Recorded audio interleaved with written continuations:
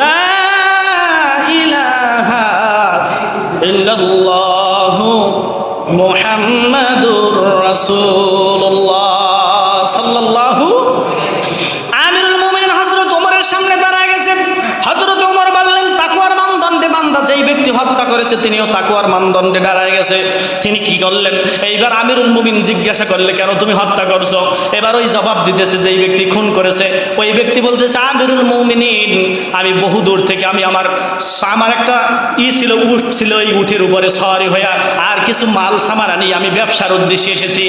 আমিরুল মুমিনিন হযরত ওমরকে ডাক দিয়ে বললেন, ওগো আমিরুল মুমিনিন, আমি আমার শরীরটা ক্লান্ত বিধায় একটা খেজুর গাছের নিচে আমি একটু ঘুমায় পড়েছি, বিশ্রামের জন্য শুয়েছি।